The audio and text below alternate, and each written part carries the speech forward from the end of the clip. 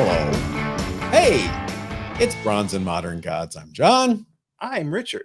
And if you're wondering why we're introducing ourselves, if you're watching this live, members, it's because this show will be repurposed on Monday as a normal episode. Hi, everyone, Monday watchers. We wanted to give you a little taste of a special episode of what happens on the members-only live streams every Friday. Yeah, without the swearing. We'll cut that out. See, that $2.99 a month. You can hear me curse like a soldier. It's worth every penny. Hi, Richard. How's it going? Good. How you doing? I'm all right. I'm busy. But by the time this is on Monday, I will be back from Mexico City. We're going in surgical strike. All right. Have fun. Let's say hi to everybody. Hey, Frank. Frank is here. We've got Deslock TX. Where have you been? Where have you been, Steve? Yeah, Deslock. Glenn Simpson. How's it going? Good. We have our fact checker here. Yeah, Hank is greeting you like he's a Ramon. Oh, it's awesome. Gabba, gabba, hey. As in life, so goes death. And by that, I mean the estates of Joey Ramone and Johnny Ramone are suing each other. Are they really? Yes. That's I mean, my Lord. Frog Baller's here. Hanky Ramone, yes. And there is David. What's going on, everybody? And Mr. Reeves nursing a sick dog. Huh?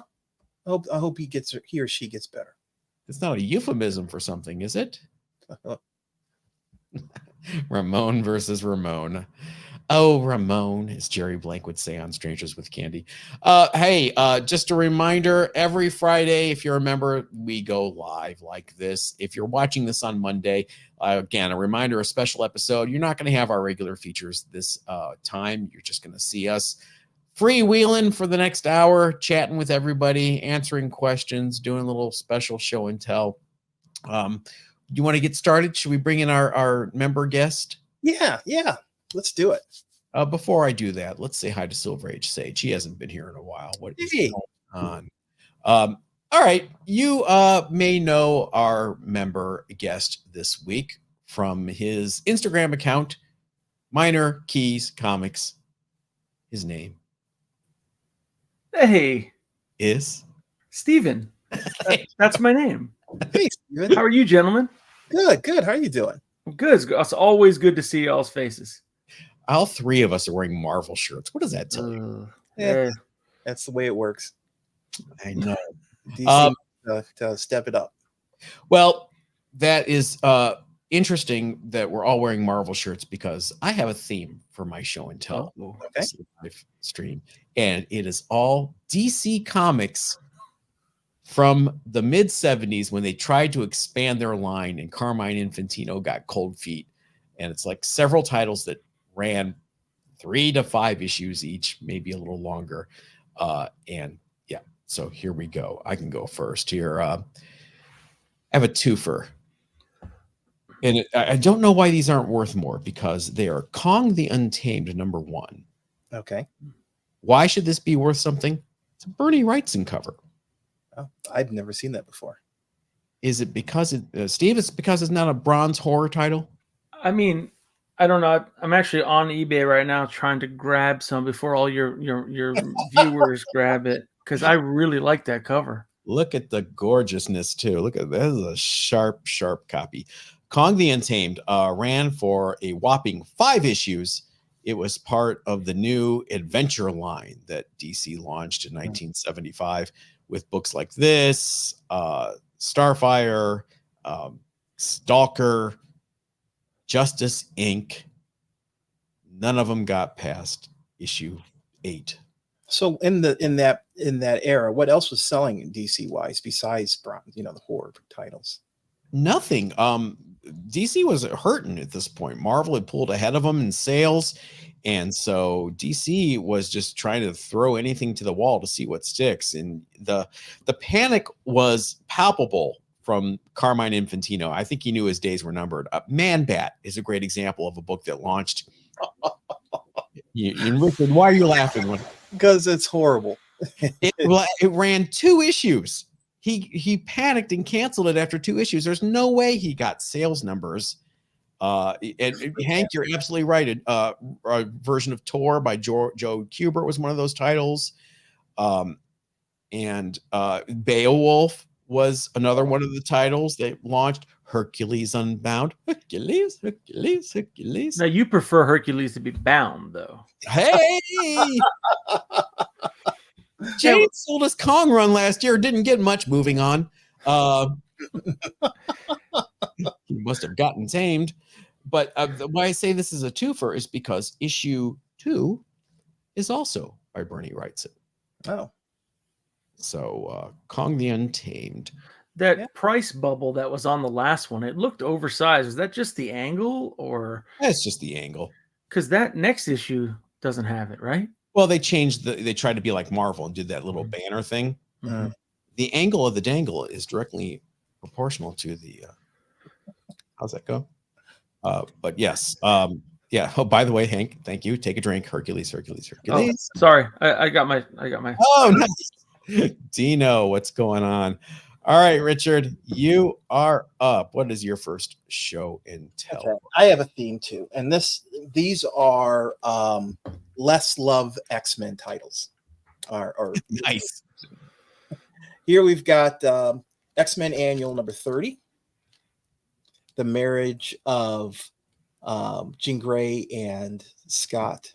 Did you say X-Men Annual? Is it annual? Nope, just X-Men.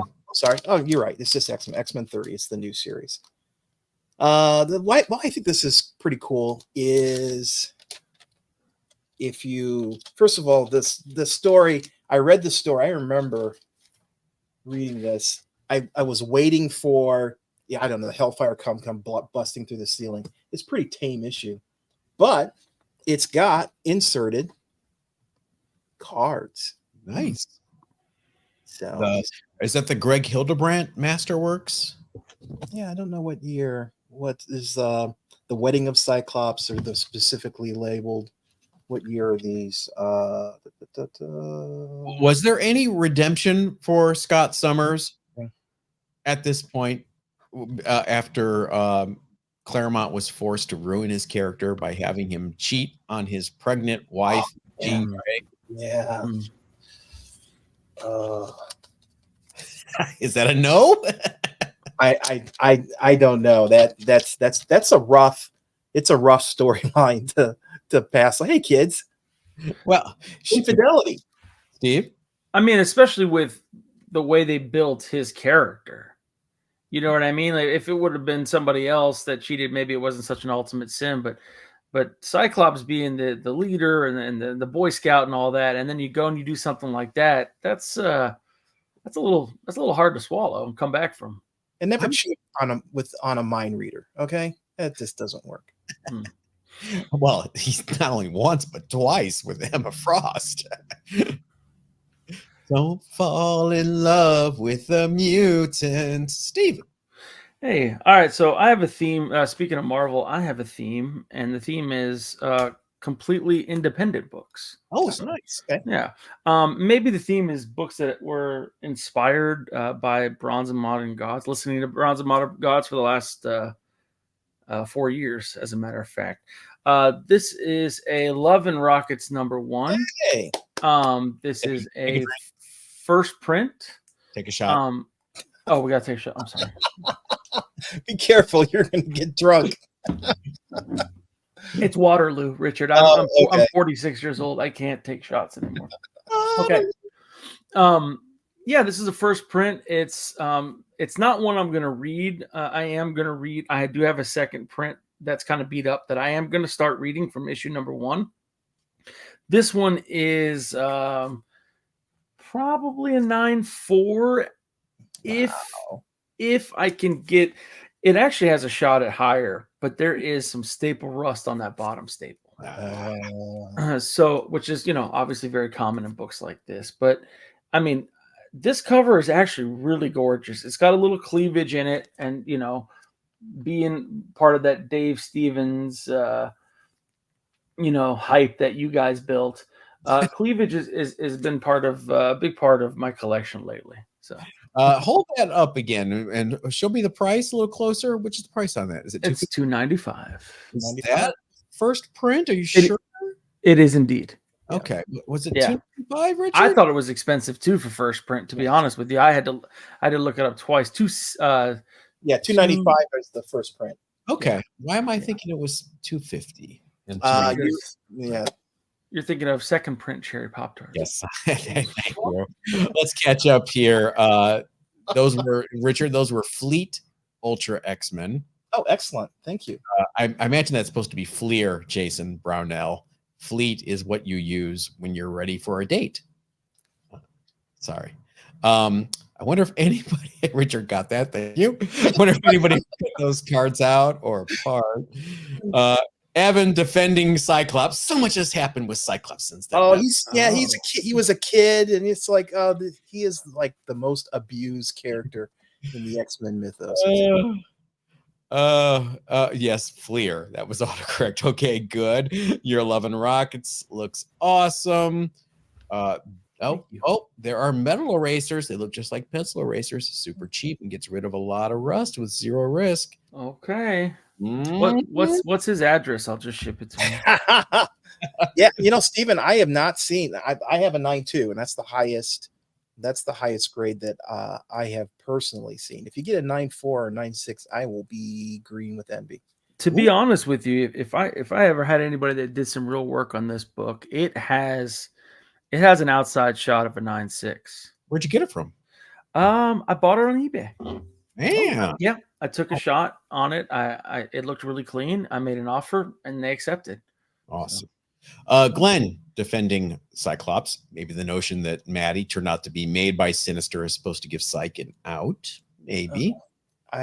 Madeline Pryor is one of my least favorite characters, to be honest. He didn't know she was a clone when he left her in Alaska, pregnant, to go run to Jean. Come on. Yeah, not my favorite character. I'm surprised Claremont let that happen. I imagine he wasn't happy. But I think he was bored of all the original X-Men anyway. He was the last one to leave, wasn't he? Mm-hmm. And it was all new X-Men at that point. All right. I have another DC mid-70s launch title a little later. This is okay. Here's the thing. Okay. Members, you're used to this. Everyone watching on Monday, look, members get to see me in my cheaters. See what you get for $2.99. This is Starfire #2.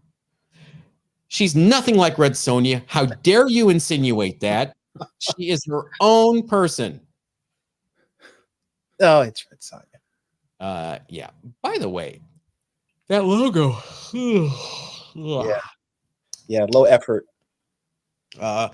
This was obviously an effort, to use Richard's term, to grab a little of that Red Sonja heat.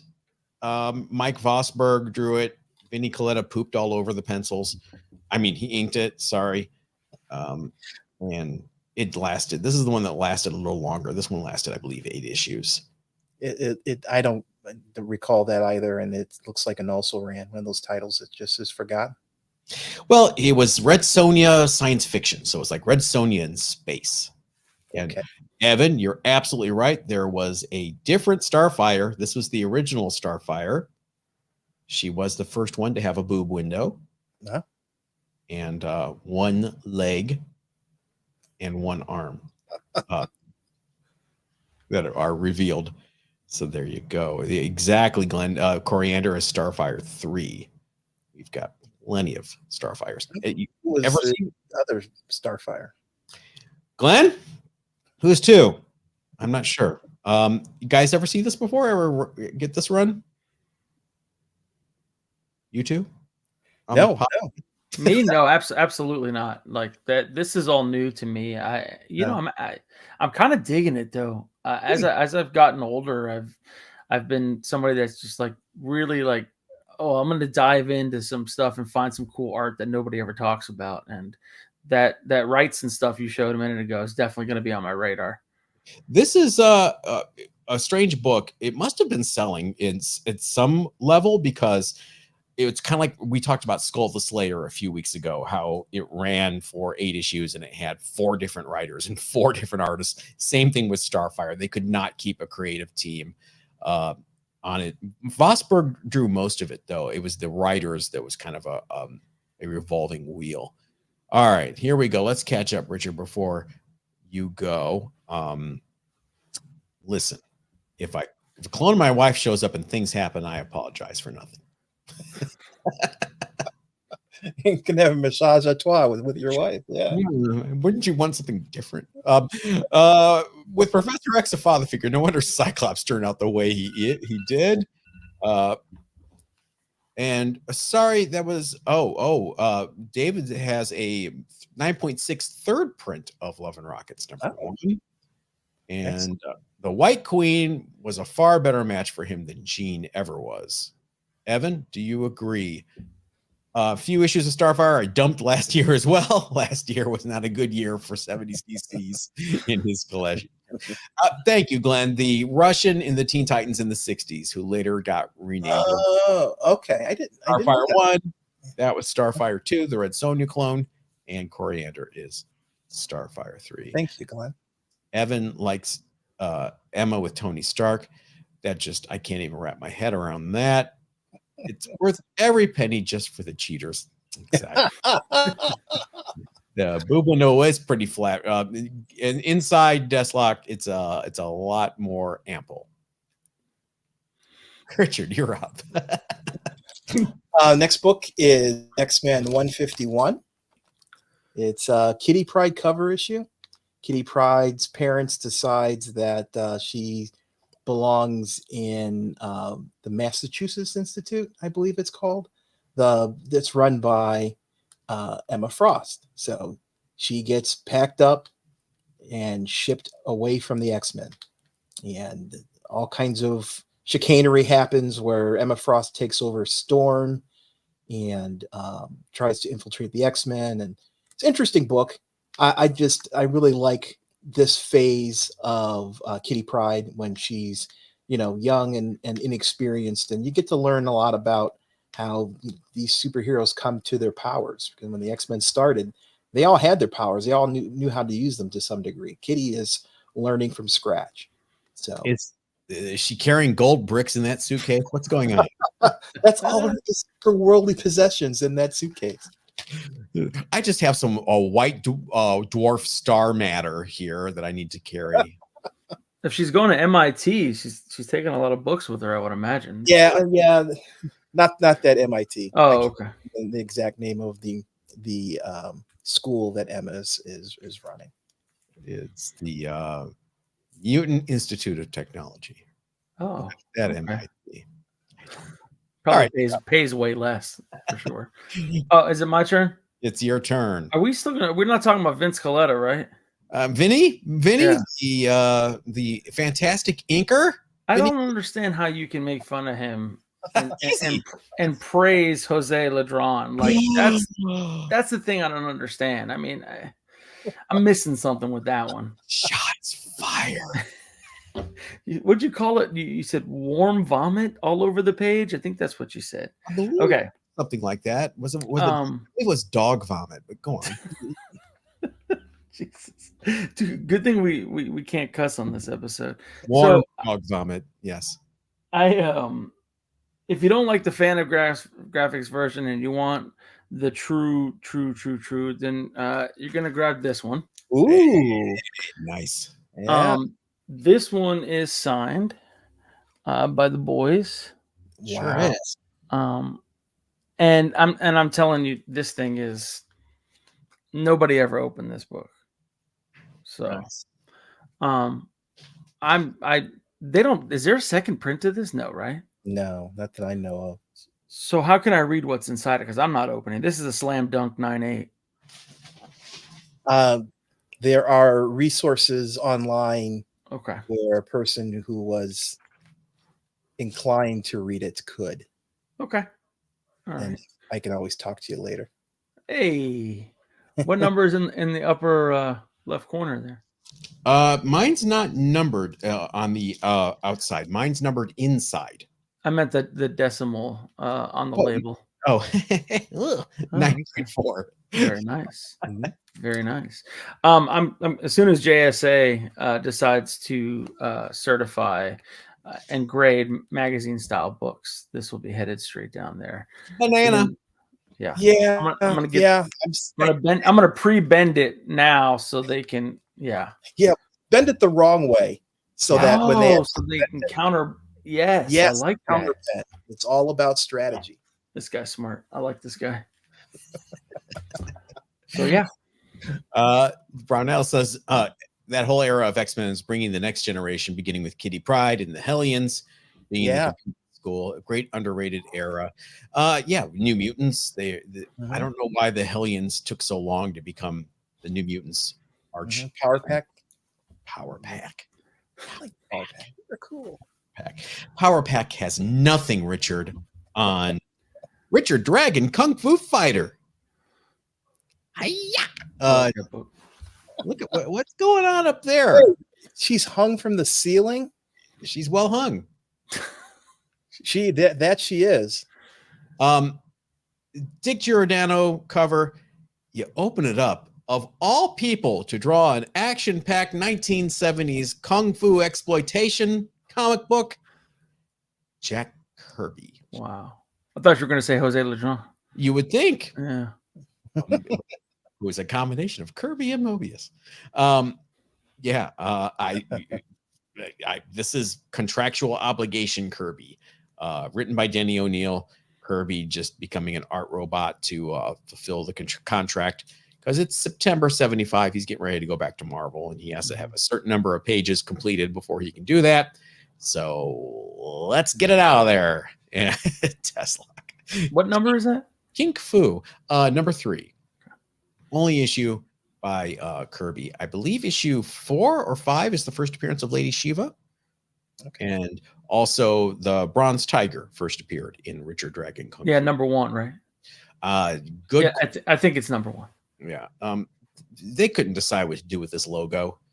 You've got the Richard Dragon over on the side. There's some issues where it's on the top and it's on the front. And that one ran a long time. Richard Dragon actually made it to issue 15.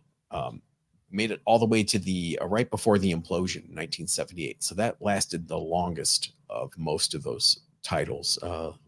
Evan loves him some Lady Shiva. In the question, yes. Surely not everyone was kung fu fighting. That's awesome. At least Richard Dragon managed to live on. Yep, in other books later, he survived. Love and Rockets, don't bother reading that issue 1. According to us, it doesn't get good until later in the run. It's a different story. It's a different title, until Death of Speedy. But that doesn't mean it's not enjoyable. It's By just the way, you mentioned Death of Speedy, and we got someone in the comments that said, thanks for spoiling it for everyone. And at first I thought, oh man, I feel bad. Yeah, we did kind of spoil it. It's and then thank you. It's on the friggin' cover, everybody. The paperback is literally called The Death of Speedy. And by the way, I went back and looked. When the story begins, before he dies, the story is titled The Death of Speedy. Damn. Yeah, it's not a huge surprise. Yes. Lady Shiva dressed as Janet Jackson in the question. She did kind of have a Rhythm Nation epaulette shoulder thing going on there. That was funny. All right, Richard, what do you got next? Last one I have is X-Men number 222. This is I picked it first because of the cover, because I love Wolverine's jamming his claws into Sabretooth's chest, which actually does jamming his what now? Claws. Oh, claws. Gotcha.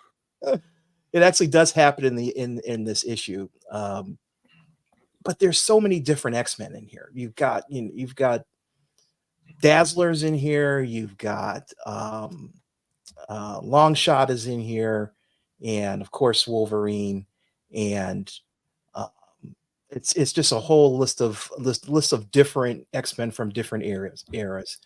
And they're fighting Malice, It's an okay story, but this is one of those books where there's 3 different storylines running simultaneously, and trying to follow the what's going on is a lot of effort. But like I said, the cover is yeah. Am I wrong? Am I off, Stephen? Is that not the first Mr. Sinister? No, it's that's 222, right? Yes, this is 222. 221. So issue. Yeah. Okay. Right. The first Mr. Sinister looks very similar to this cover. Yeah, they're both, the main characters are stark on the page, just like that. All right, we have to interrupt real quick for Hank to ask. Let me get this straight. Speedy died. Yeah. You spoiled it twice now, John. I haven't spoiled anything. Let's see. Oh, if only Blackcock were on that cover too. Take a shot. You know, we're going to make sure Steven is going to explode from the water before. Yes, let's go to the bathroom by the end of this show. I've got one locked and loaded for Patina, but I don't want to force it. Richard, we're waiting. All right, go ahead, Steve. What do you got? Is this my last book? Because it depends on. We've done 3 so far. We're doing 4. So Richard, go grab another book. Okay, so this is my 3rd book. Okay, I've got continuing an independent and then moving even further into an underground theme. I've got a Zap Comics #1. Oh. And this is, before you try to call me out, John, this is the first print. It is 25 cents. Oh, look at that. How'd you get that? So this thing was in a 6.5 slab. Mm-hmm. And John, I know that you're going to kill it for the staining or whatever it is that's in it. But I'm telling you, this had to be a copy that was never handed out. I mean, it structurally, it is beautiful. I mean, just some non-color breaking indentations along the spine, but oh, nice. If there is anybody that knows anything, I don't do any light box. I don't know anything about that, especially not the peroxide or anything like that. But there is this. Oh, yeah, pull it closer to the camera for me. Is this a dust shadow or is it? Yeah. No, it's you could. I don't think it's foxing. Yeah, it looks like a little stain, a little water. Like it got exposed to some water there, but it's not little. It kind of. Yeah. Honestly, I don't know what it is, but I'm telling you, if somebody could ever work on this book is 9.0 plus. Did you look at the grader's notes? Yeah, it says something about stains, heavy stain or something. What print is that? This is a first print. It is a first print. Yeah, 25 cents. And it's also the first print.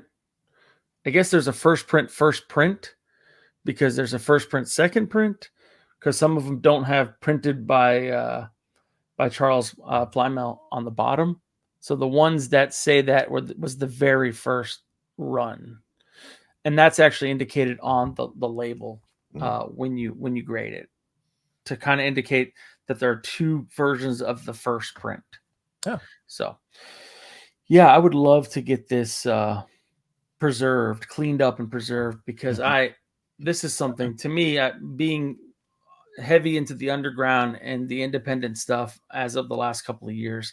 I mean, a lot of it's not possible without this book. So, and the people around Crumb and all them. So I'm really happy to have this, and I'd like to get it cleaned up and preserved and be part of my forever collection. Tell everybody how they sold those back in the day. They walked around the streets of San Francisco and handed them out. And also in head shops. Yeah, and it was. I think it was in a baby stroller too. I think. No, I'm serious. I think that was what she carried it in, and went down the street, and then supposedly half of them never made it out anywhere. Mm-hmm. They only gave out a certain number, and the other half of the original print run didn't make it out. So I wish I knew more. I guess I could have used the old Google and figured that out, but I figured you would know, John. Well, Jason says those Zap first prints are all over Rochester, New York, for whatever reason. Love to know why. I'd love to go to Rochester, New York. Yeah, the network of head shops was like an early direct sales market, Mm-hmm. and they would distribute these undergrounds. Last Gasp would do all these distributions of these books to head shops. And the thing about head shops is they sell things that you can keep your weed in it. Mm. You can put your weed in it. Any Rob Schneider fans? Yeah, no, I got you. SNL when it was funny. Ragman #1 by everyone's favorite Joe Kubert. Mhm. I like the sequential Bernie. I'm blanking on EC Comics. Bernie Kringsman. Glenn, where are you? Sequential thing over the panels there. That's kind of cool with that ink wash. That's a great cover. Yeah, he's got a full run of Ragman, and Rob Schneider these days. I didn't say anything about him today, Evan. He is kind of nuts now. Not Eisner. Bernie Kringsman. Whatever. But Ragman shows up in cycles. What does that mean, Frog Brawler? I know he was in Batman recently. I think it's like By the Phases of the Moon or something, like when it comes. Oh, is that what? Okay. Yeah. I never read it. Again, 5 issues and done. I believe issue 5 came out significantly later than issue 4. Is it Bernie Kriegstein? Kriegstein, thank you. That's what I'm talking about. He's the one that first in EC, I mean, in comics, did that kind of sequential thing with the guy falling off the subway train in that one story in EC, where it's like he's a former Nazi that is being chased through the subways. Kind of cool. Ragman was awesome in Justice League Dark. I will take your word for it. Is Rochester a college town? That may be why Zap might be around. Austin used to be a good place with that kind of stuff. I would imagine Berkeley in San Francisco is going to be #1. That's #1. Richard, our area up in Ohio, we got a lot of 35-cent variants because of Toledo. Mm-hmm. Toledo was one of the markets. What were the 4 cities? Memphis, Toledo. There was one in Texas, I believe, whether it was Houston or Dallas, and wasn't one in Tennessee as well? It's Memphis. That's it. Yeah, there you go. Thank you. Yeah, I live in East Tennessee, so yeah, we also forget that Memphis is in Tennessee. So, speaking of 35-cent variants, I just picked up a big one. I don't have it with me yet, otherwise I would show it. But I did pick up. Thank you, Deslock. The Star Wars #1 35-cent variant. That's something that's been on my list. Yeah. Congrats. Yeah, thank you. It's a 9.0 and it's got some room. So, where'd you find it? Bill Poncetti out of Scottsdale, Arizona. Fantastic Worlds, I believe his shop name is. So yeah, really good guy. If you ever are out that way, an amazing comic shop. Nice. Oh, yeah. Man, you're moving and shaking there. Well, I'm trying to get money to pay for some medical stuff that's coming up. So I'm trying to steamroll something. I got that auction going off at Heritage next weekend too with my Batman 251 9.8 pedigree. So plug. Yeah. We got a lot of Heritage bidders on this show. Richard. Yeah. Is it a Rula? All right. What's up next, Richard? All right, I grabbed one. This is one that I buy these all the time. You've got like how many now? I know. Fantastic Four number 57. I just love this cover. This, that Doom is just the centerpiece of this cover, and like all Fantastic Fours of this era, the colors are so rich and deep. Look at that purple. This is this 4-color press, and they got these beautiful colors, the blues and the green of his cape. Just an amazing cover. And if you're looking at Doom covers to collect, I think this is one of the ones that you can get for a reasonable amount of money. And what shape is it in? In a new bag. It's in really, really good shape. I can't with the crinkle bag. I couldn't really tell. Yes. Wait, do I have to take a shot for a crinkled bag? Yeah. Look at how much nicer that looks outside of the bag. It really does. Yeah, I put the other 3 I had in brand new Mylar. This one I just had to pick quickly, so it Look, was not Mylar. if I have a Kong #2 in a Mylar for the show, can you please? These are new Mylar. See, but brand new. Well, they've been sitting in the basement because John and I raided back in COVID days. We found a stash of Mylars and we bought them out. Where So was that? Was that House of Secrets in Burbank? Maybe that's where it was. Yeah. Richard, don't let them give you crap about bags. Money don't grow on trees. Hey, yeah, protects the book. Richard, have you read Hickman's Fantastic Four? It's long, but it's truthfully my favorite read of all time, and Doom was never better. Really? Okay, Jason, I'll have to add that to the list. Now you know. All right, Steven, what do you got? All right, so this one I picked because I'm cheating. I was trying to game the system. Finish strong. Well, so this is a Sally Forth #1, the 90s series, and it's I've been on kind of a Wally Wood kick lately, and he doesn't provide any art for any of these interiors, but obviously based on his character here and continuing the legacy. There is a little, I guess I should block that out. So there's a little something right there. But yeah. So anyway, this is an 8 issue run, and they knew it was going to be because it said 1 of 8 there on the cover. But everybody knows the 8th issue, that the Adam Hughes version, the all white cover with the girl on it, which is a great issue, and I don't have a high grade copy of that. But this is the original, the Sally. Wow. Yeah, John, I might not have bought. This is the #3. Wait, let me cover. No, she's pretty covered. Okay. I might not have bought it if I knew how big these things were. It's not even a magazine size; it's bigger than that.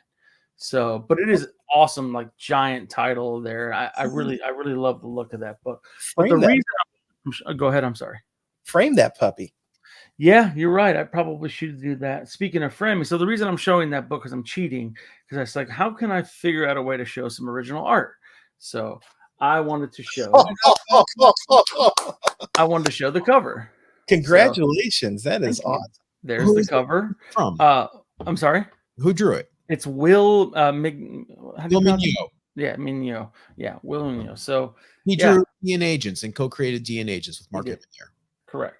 But who I love. Mark Evanier I absolutely love. But, me too.